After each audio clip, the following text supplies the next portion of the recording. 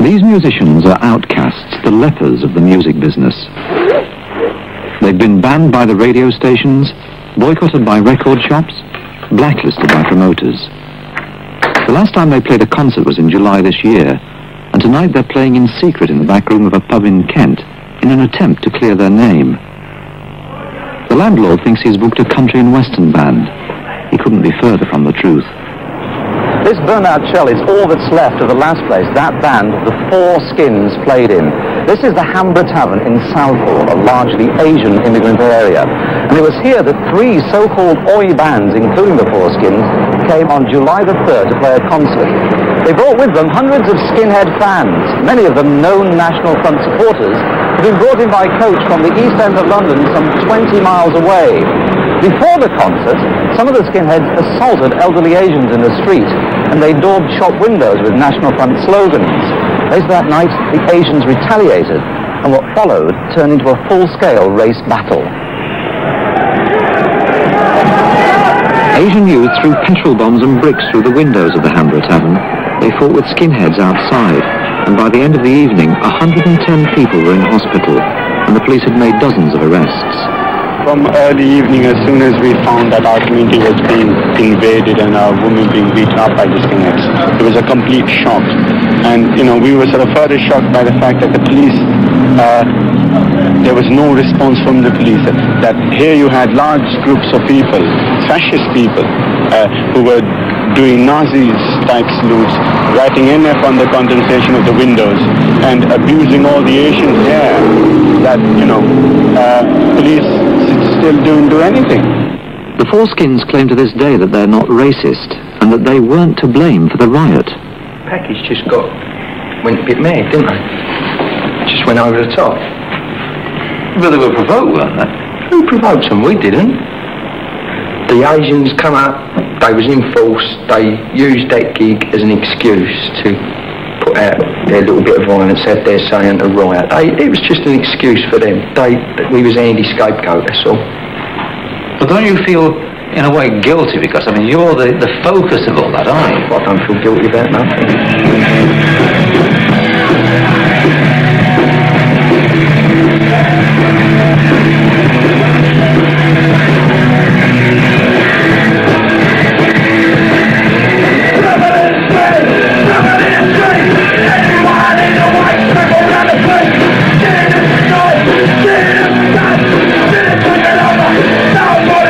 The press was merciless in its attack on the Oi bands. They were branded as right-wing extremists, racists, a dangerous influence on the young. Those in the music business who had flirted with them were condemned as being evil or naive.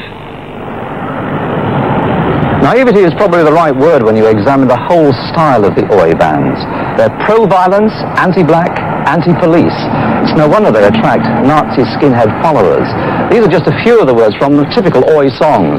Boots are made for booting, guns are made for shooting. If you see the enemy, you're sure to stick the boot in. And again, black youth standing in the lights, crowding together, they're ready to fight. The army's in shooting is the rage. They want to lock them up, put them in their cage. There's blood on the streets. The music trade quickly decided that Oi music was too closely associated with extremist politics for comfort, and that violence, whether it came from left or right, was bad for business. Suddenly it became embarrassing to be associated with Oi music at all. But for all their public condemnation of the bands, at least one major record company quietly went on making money out of them. This record caused quite a fuss when it was released earlier this year, not so much for its musical content as for the title, Strength Through Oi. It's based on a Nazi slogan, Strength Through Joy. And the man on the front cover turns out to be a neo-Nazi, now serving a prisoner sentence. What's surprising about this record is that it wasn't produced by a small label, but by one of the giants, Decca. They won't make any official comment today, but they do say that the record has been deleted. That is flatly denied by the manager of this shop. He says he can get hold of as many copies as he likes, and that this record makes a lot of money for Decca Records. It's been argued that if the Southall riot hadn't broken out, Oi music, even with its violent subversive overtones, wouldn't have come under attack. But Peter Bradley of the Institute for Contemporary Studies believes that Oi music was, in his own words, a political tinderbox well before the July riot. Just before the disturbances, his organisation completed a report on the extreme right-wing influence on rock music. There is a serious problem, and that is basically that the National Front, the British Movement and other smaller groups have made considerable inroads amongst young people of the inner cities in rock concerts. They've stirred up a lot of hatred, they've provoked a lot of violence inside the concerts. And our feeling is that some groups anyway, have not helped matters by really being rather ambiguous in their statements against National Front or supporters of National Front, and sometimes in saying nothing at all, and behaving in a very provocative manner. The British movement is a Nazi movement! Smash the British movement! The British movement is a Nazi movement! Smash the British movement!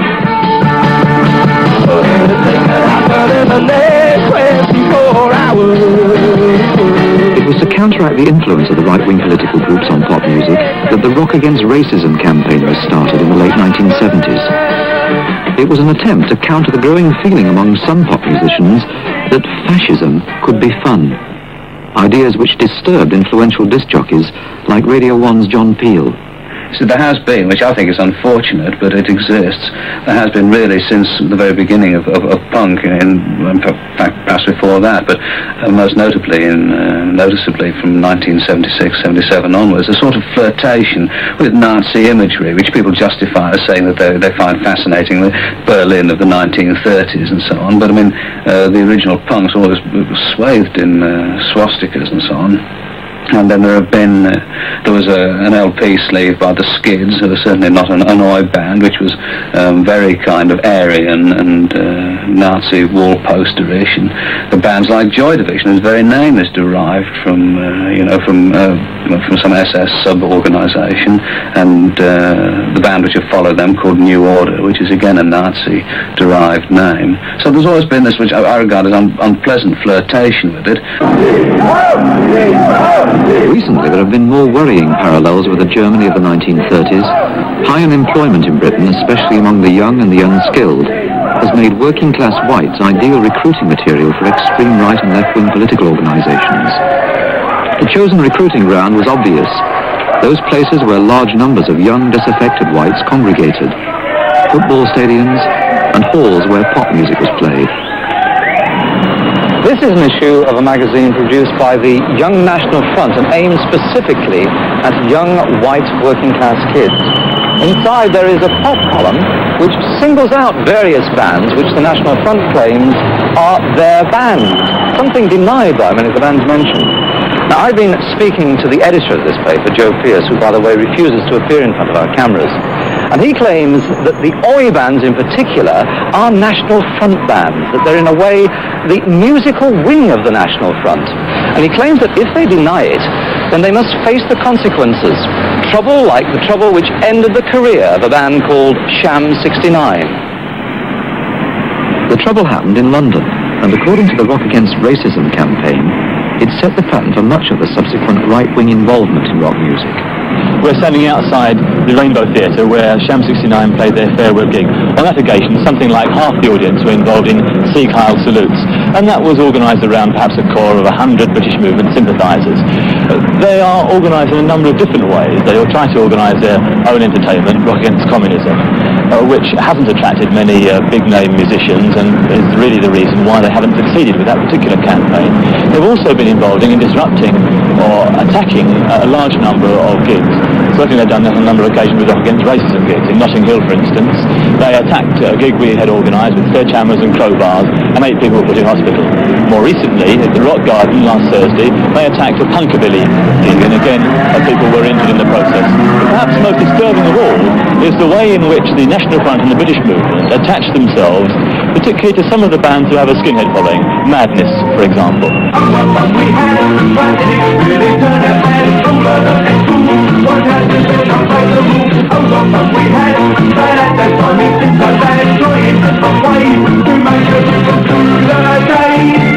The National Front claimed that at one recent concert by Madness, they distributed 700 copies of their magazine Bulldog. But eventually, Madness issued a statement condemning racist groups. A brave gesture, since it might bring a violent reaction from those racists among their fans. Disc jockey John Peel says all bands with a right-wing following are caught in the same trap. But how far are musicians responsible for the extreme politics of their fans? I don't think they're responsible for them at all, actually. I think the right-wing attitude, rather like as it is with football. I mean, the West Ham players are not themselves responsible for the fact that a lot of people turn up at West Ham matches and stand at the back, stand in the terraces doing Sieg Heils, and it's very difficult. What are they going to do? Stop playing football? They've got to go on playing football, and these people will turn up. There's very little they can do about it. I think they could go further in sort of publicly disavowing them, but then at the same time, particularly with a band like the Foreskins, they're really dependent on those people for their audience, and they're living in the East End. They make life very dangerous for themselves if they make too many public statements opposing the right-wing movements and so on.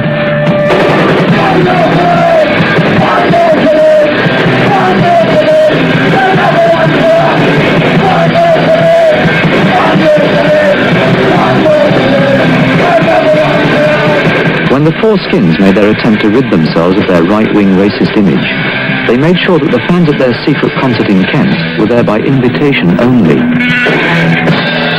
It was to be a demonstration to the world that in spite of Southall, they were just a band who wanted to play music, a band who wanted nothing to do with politics.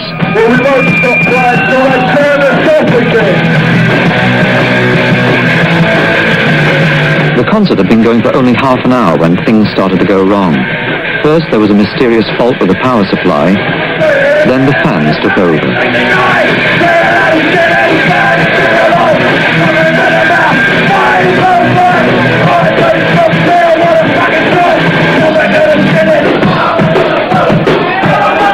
Some were wearing T-shirts decorated with the Union Jack, which happens, among other things, to be the adopted emblem of the National Front. He's got a Union Jack, that'd be Nazi, does it? Why'd you wear that if you're patriotic? Patriotic? It's English, it's English. You haven't seen no one's Nazi badges, no one's Nazi badges. Paradoxically, some of the fans who claimed they weren't Nazis did indulge in half-hearted Sieg Heil salutes, possibly as a joke for the benefit of our cameras. If it was a joke, it badly misfired. At other bands' concerts, there's been evidence that neo-Nazis encourage fans to take part in similar, but much more serious flirtations with fascism.